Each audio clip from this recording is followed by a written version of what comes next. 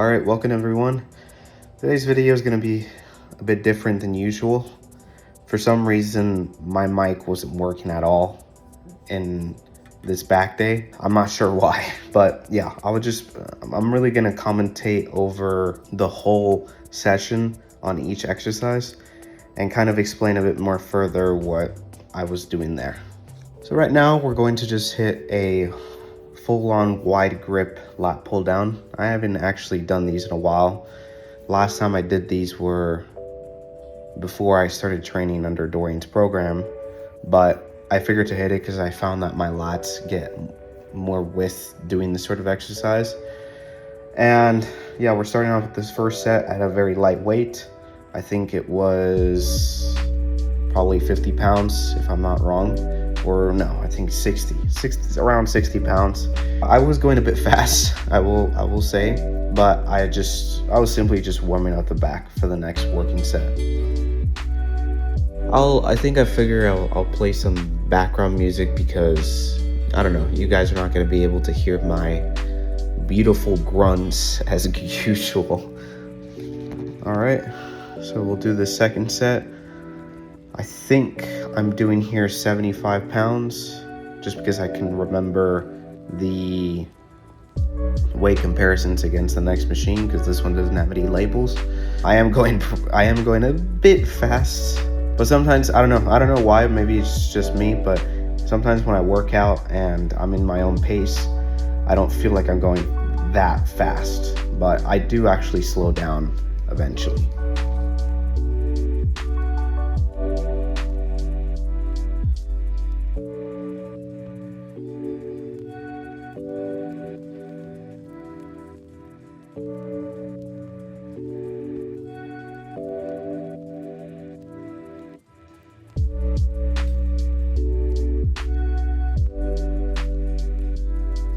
Alright, so we'll start off with this next working set. It's the second set. We're doing about 95 pounds here, and now I'm a bit more smooth and control, making sure that when I reach out, I'm extending my lats further out, staying there a bit, and then coming down slowly, and just a bit more in rhythm, not so fast paced, but just more in control. And as you see by my face, it's a bit hard.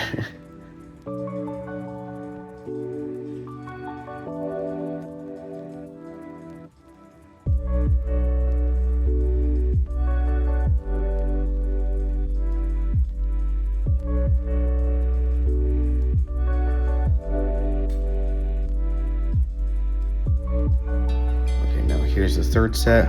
We're gonna do about 115 pounds, making sure to get that wide grip on the pull downs, and yeah, just keeping up that rhythm, not so fast, not so slow, but just right on point, making sure that we have a lot more bigger ranges of motions. And coming down, I'm just contracting, but nonetheless, this whole movement's getting a bit harder for the weight stands.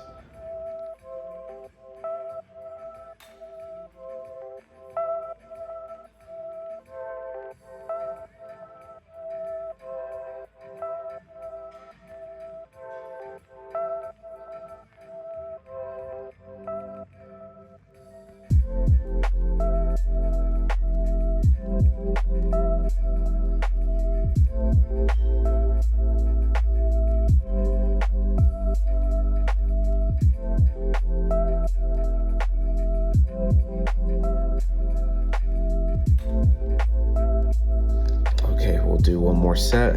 Figured to do 4 sets just because I think I could do a little bit more.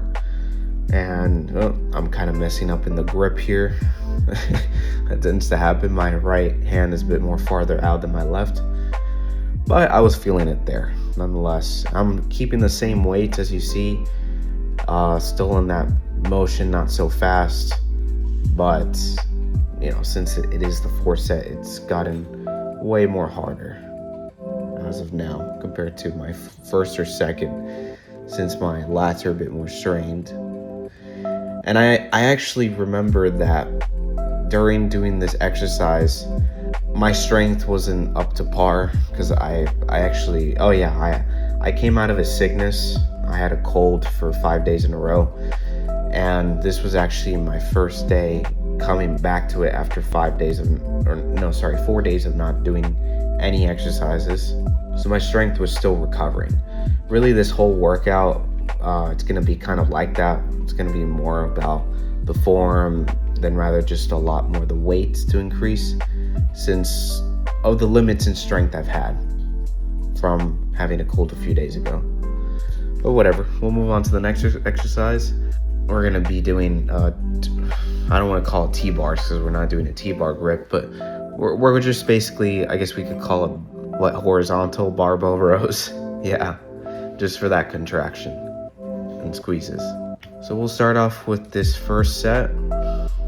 We'll put 45 and then a 25 plate. And this is gonna be somewhat of a warm-up / working set. So I am gonna count this set, especially because of my strength not being the best. So I'll just try to get the best form, rather. Yeah, a little bit fast I am doing, but it's just getting that rhythm back. I haven't actually done these rows in a long time, since I think Dorian, or no. Actually, I'm getting ahead of myself. I actually did these with my sister before I got sick.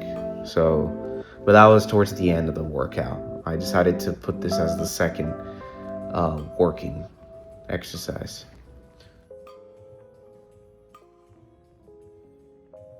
So we'll move on now to the second working set.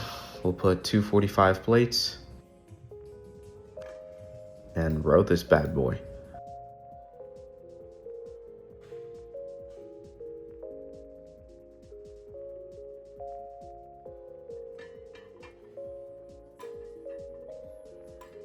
Okay, this is a bit more better. It's not so fast.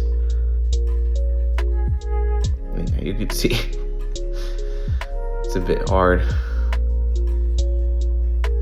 because of the strength limits.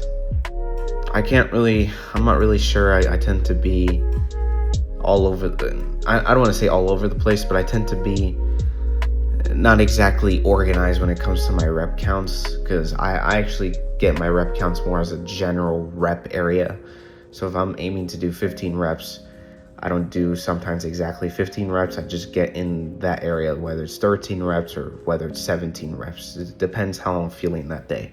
If I feel like I can do more, I do more. If I feel I could do that, I do that, but sometimes I don't. Sometimes I do just one more or one less because I couldn't do as much, you know.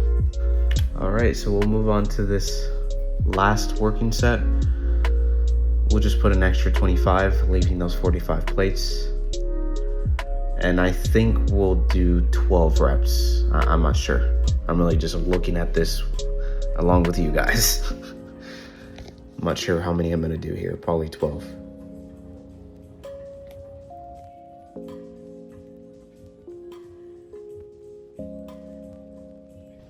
Yeah, a little sloppy in the last 2 reps, but I was trying my hardest trying to stick to that good form, pushing in.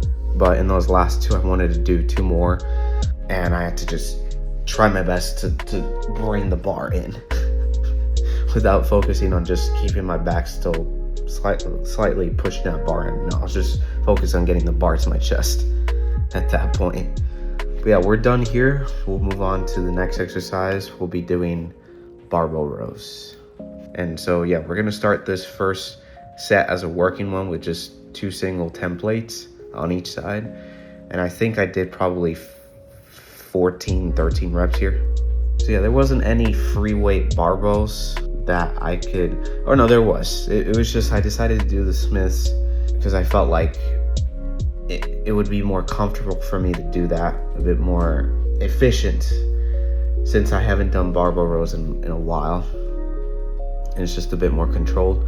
I tend to always like to do free weight barbell rows with a platform on, and I mean, same can be said with the Smith. But for today, I didn't feel like that was extremely necessary because of the, let's say the level of energy I had there wouldn't even be enough. I know that the thing is, when I get on a platform, it consumes more energy, not in terms of moving around, but just literally lifting the weight. It's harder. Yeah, I felt like doing it normally as of itself without a platform, just standing on the ground was good enough. All right, so this is now the second working set. I think I put just a 25 plate on each side. And so far it doesn't feel super heavy, but that isn't, I don't think, it kind of depends on your preference, but I tend to get good contractions and good squeezes without so much heavy weights. In fact, it was just normal / light. This is like normal / light to me, but I was feeling it on my back, especially my upper back towards my upper lats, feeling those squeezes.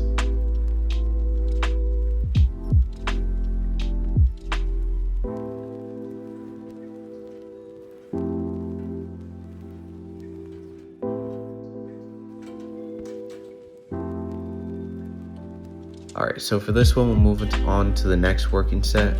On here, there's just 35 pound plates on each side. And I think I'm aiming for about 12 reps or so on this one. One critique I will say from looking at this is if I could have just had my upper back a bit more leaned down, I think I could have had a better contractions for those back muscles.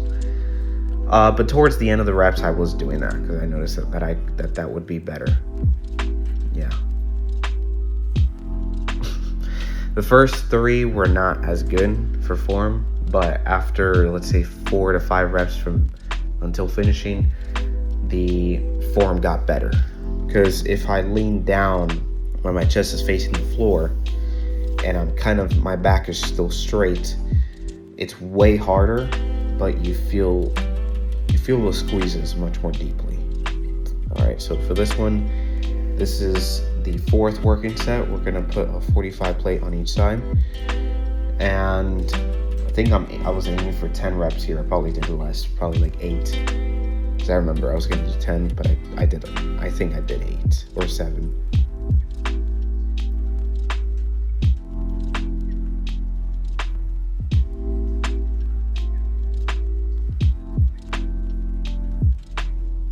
Got sloppy towards the end.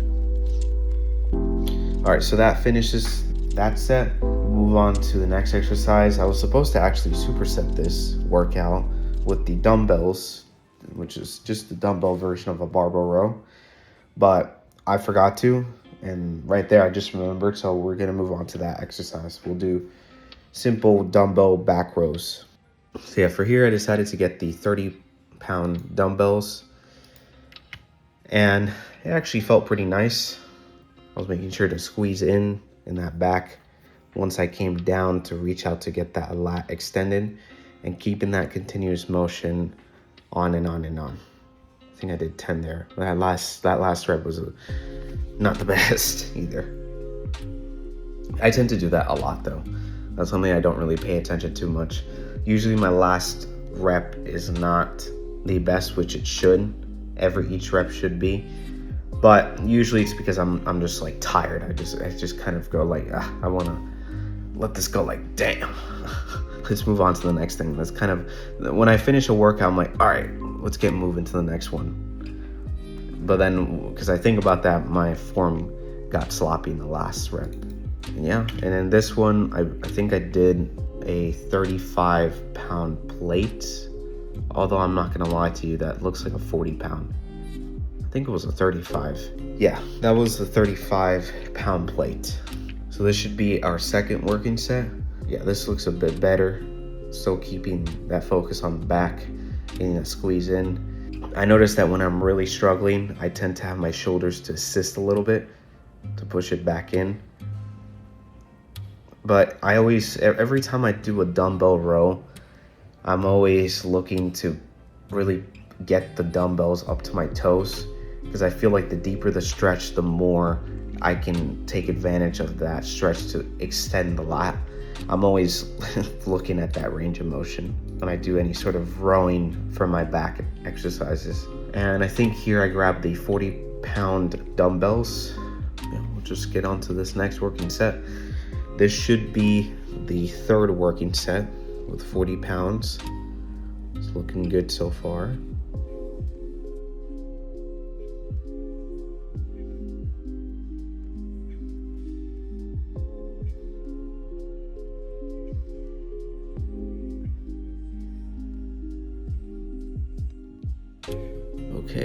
Now we'll get on to the 45-pound dumbbells.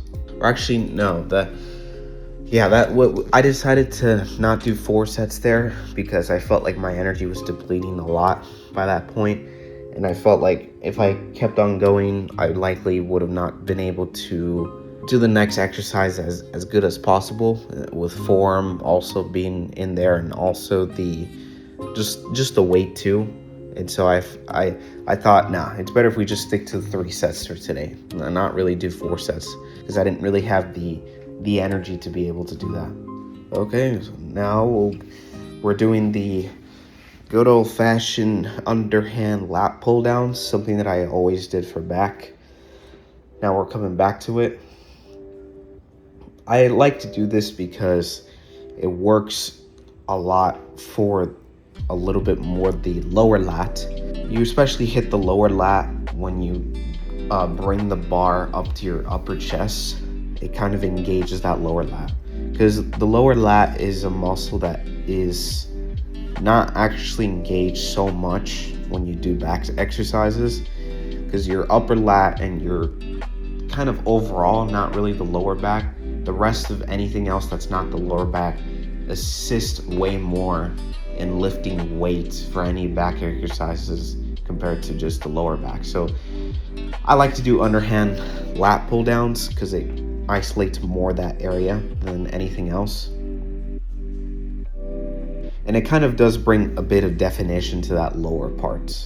So I like to do that. It's a focus that is important, in my opinion, when you want to build a good back, especially a thick back, to make it look complete.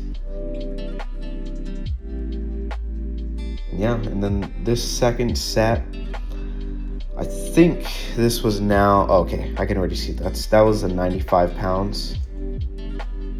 Yeah, I'm not going so fast, which is good. It was a bit more controlled. Getting that squeeze in, reaching out, extending, squeezing in, and yeah, getting that whole motion on and on.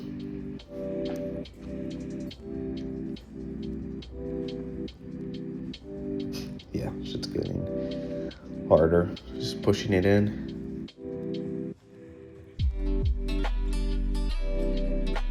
All right, so this is now the third working set.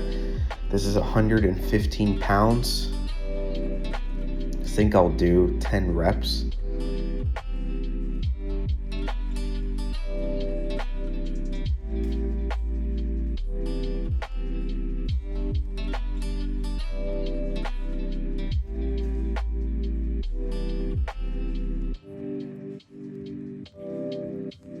So far today, pulling 115 felt heavy. Yeah, because my strength was still recovering. So that 115 was slapping me around. And so we did 3 sets there. I decided to leave it to that. I'm not going to do 4 sets. For the next exercise, we're going to do cable back rows. Good for definition. And I didn't really go past that 115. I just stayed there because it felt nice and it didn't feel extraordinarily heavy for me to lift where my form was compromised. So that's a good thing. You never want to compromise your form under any circumstance because of weight. Weight is only beneficial when you have your form on check. If it's not, there's no point of lifting. All right, so we'll start off with the working set. We're going to be doing 70 pounds on this cable back row. And yeah, just as usual, I'm always extending further.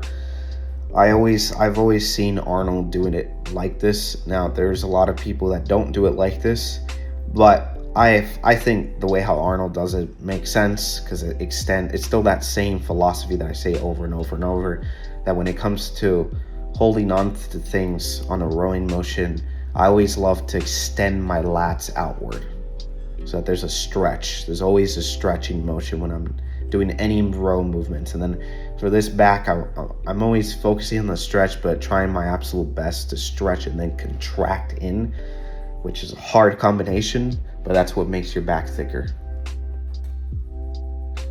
And yeah, we'll just move on to 95 pounds for the second working set. Try my best to get that form on check too. I will say that because you guys aren't feeling this, I was feeling this. I felt like I could have contracted better for this movement. Doesn't really look like it, like if that's not happening, but it was. I felt like my contractions weren't the best. I think the next time I do this, I should focus more on the contractions.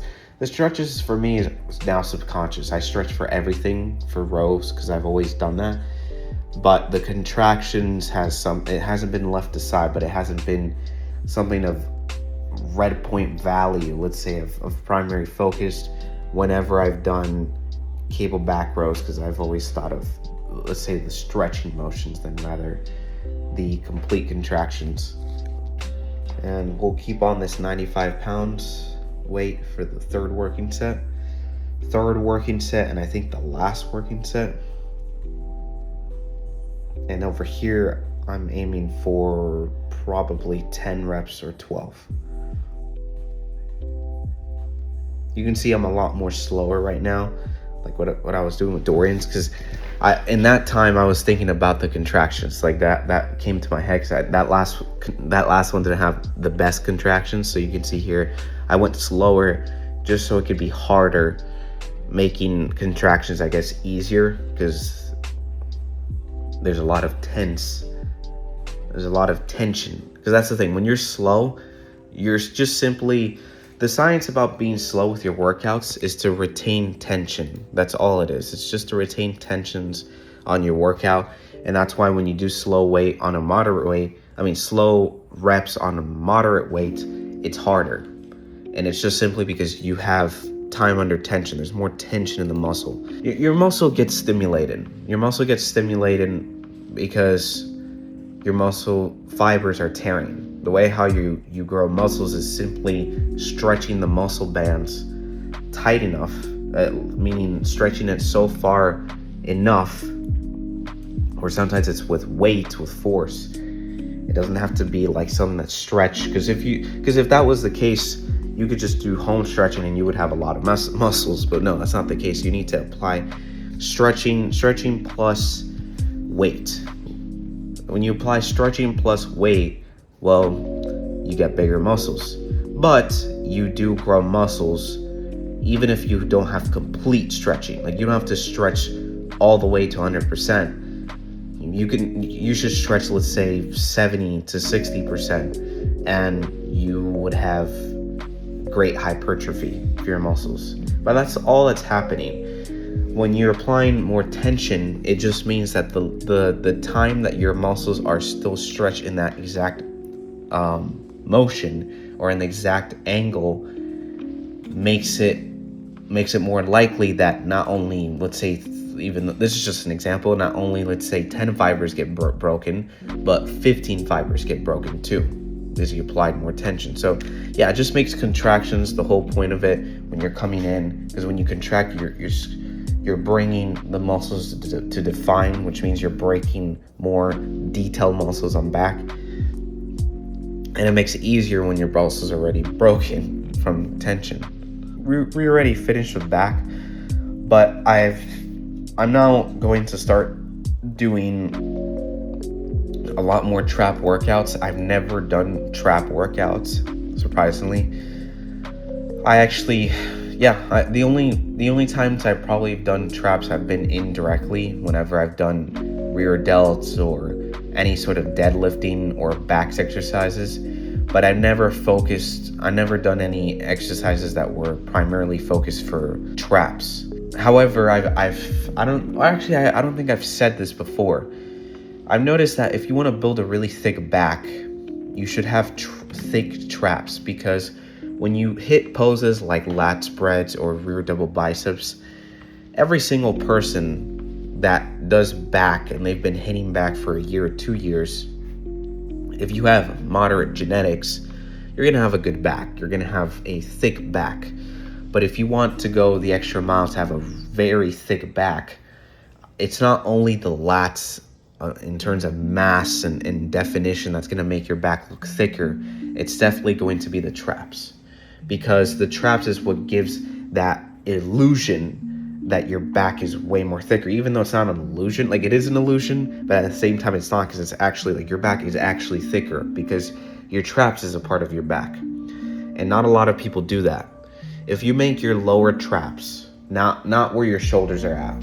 Of course, having your shoulders and traps are thick, they're gonna look good for your front poses. But if you want your lat poses to dominate, you definitely want to have that lower trap / mid, and also just where the front towards shoulders is, really the overall traps to be popping, because that's where your back looks monstrous when you do lat spreads. It looks incredible. Like Ronnie Coleman. Ronnie Coleman's a perfect example of what I'm trying to say. Ronnie Coleman had a very thick back, not only just because of his lats. He had a very wide lats, but it's not only that. It was also because of the shape and definition and thickness of his traps. You will see that. And if we even talk about this further, if we're trying to get an extremely thick back, even hitting the lower back for thickness will give you a lot of benefits. It will give you such a big advantage when you do lat spreads, because when you come in for the contractions and then you pull out for the lat spread, you see the entire back just popping thick. You have the lats, you have the traps, but you also have that amazing lower parts of the back popping out, like if it's a piece of beef, which is that lower back, and a striated back. So just all this stuff that I'm saying, that's why I've decided to focus a lot on my traps, because I really want my lat spreads to have more thickness, and I want to hit muscles that people aren't hitting, being the traps, to go an extra mile, to make, because I believe in brandness. You know, if you're in bodybuilding, your physique is your own brand. Your physique is way different than anyone else, way different than mine, way different than anyone, and you should take advantage of that. There's some strengths that you have that other people don't have in some areas of the muscle, and you can make an artistic design of that. Take advantage of that. And that for me, that's what's bodybuilding about. It's not about just getting big and just looking the bigness. Like, no, build something that looks incredible. Build something that makes other people think, like, what the fuck was that? Like, they couldn't believe their eyes. That's why I think people like Lee Priest, Flex Wheeler, or Tom Platz was so famous, even though all of those guys didn't win a single Olympia. And you want to know why they were so famous? It was because of the brand of their physique. Flex Wheeler had a beautiful physique because he had such an ace proportion physique. He had quads, he had hamstrings, he had calves. In fact, I think he's a person, I could be wrong, obviously. I haven't seen many pro elite bodybuilders that had the calves that Flex Wheeler had. If you look at Flex Wheeler in 1999 Grand Prix, in the British Grand Prix against Ronnie Coleman and Kevin Levrone, Flex's calves dwarfs Ronnie's. Like, Flex's calves looks like a bicep, literally.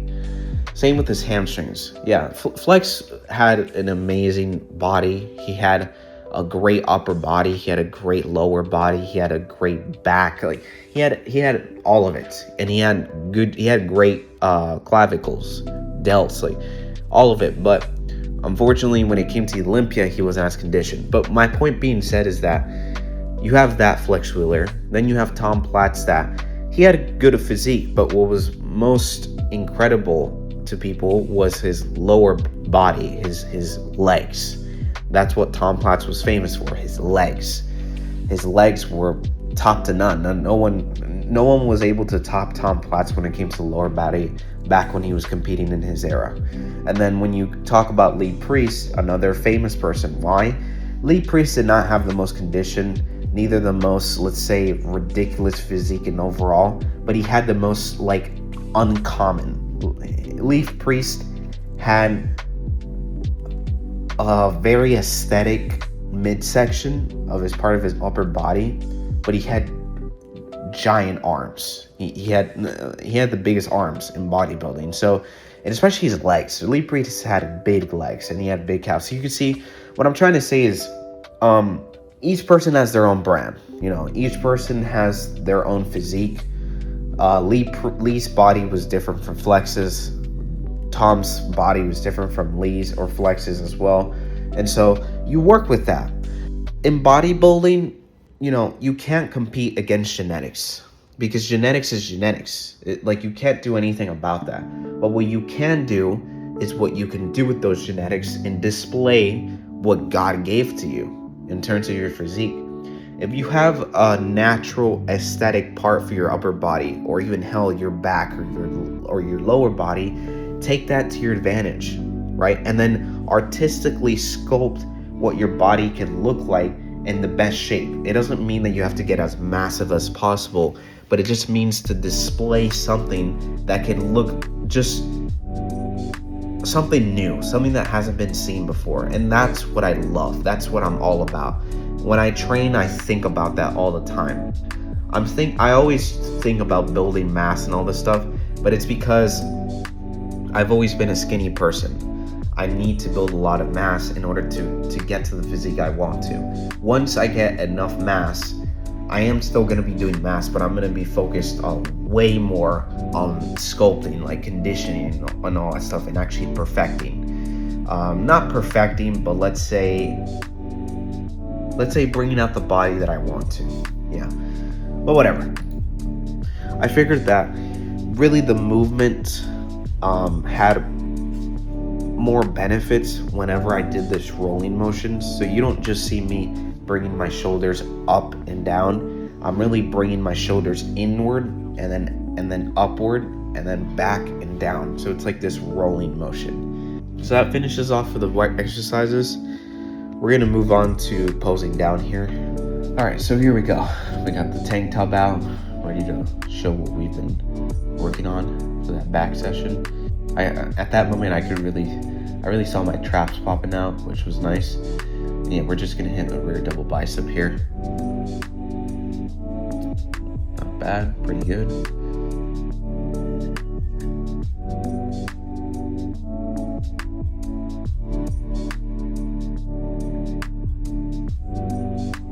For the last spread, that angle wasn't that good, so yeah, I decided to change it right here. Yeah, we're just hitting the rear double bicep again. Okay, now here's the lat spread. The funny thing is that my lat spreads are a bit I don't know if you can tell. I can, because I look at my body every single day. My lat spreads have been different now. They're a bit more, like my shoulders are a bit more down than up. The next time I do a lat spread, I want to put it up because I like to compare. I like to compare how my muscles look from before. And yeah, that wraps it up. I felt like I'm trying to recover in my strength because I got sick a few days ago, and so this session was kind of just something to get my feet back up together. It wasn't something primarily for growing, but it was just more so I could get back into the game after resting for several days. And I did think that those exercises, because this is my first time doing those exercises since I trained under Dorian's program, and I'm not sure because I'm still recovering, but until the next back day when I'm able to go full on out on my energy and actually get more hypertrophy and lactic acid on the back, that's when I can really tell whether I should continue doing what I was doing before, or if not, I'll get the best things that I know hit my back from my old back days and just make a new workout plan. And that's the thing, your body gets used to plans more than others or less than others. It really depends. But either way, it gets tired. And so you need to kind of switch it up a little bit so that the body's always challenged. Because when you go to the gym, it's what Arnold said. When you go to the gym and your body tells you, I know exactly what you're going to do. I know you're going to do this, you're going to do that. That's when you have to completely switch it up and shock the muscle whether that's lifting more weight than usual for your first set and then bringing it down. So you start off with 300 pounds and you go down to 255, and each of those are 15, and then it goes down to 12 reps, and then you probably put another set, or I don't know, you just switch it up. Or maybe you add the third exercise into the first exercise. Or in the complete case, you change up maybe 4 exercises from that day into other exercises. And that's really how it goes, you know? You have to modify what you're doing. It's not just simply hitting the same thing over and over and over again and not analyzing and understanding like, okay, this isn't bringing much tears as it used to. Maybe we should change it up. That's what you should be thinking. But yeah, that's pretty much it. That's all I gotta say. Hope you guys have a good time. Hope you liked the video. I'll see you next time. Work hard, stay hard, and yeah, train hard, be disciplined. I'll see you next time. See ya.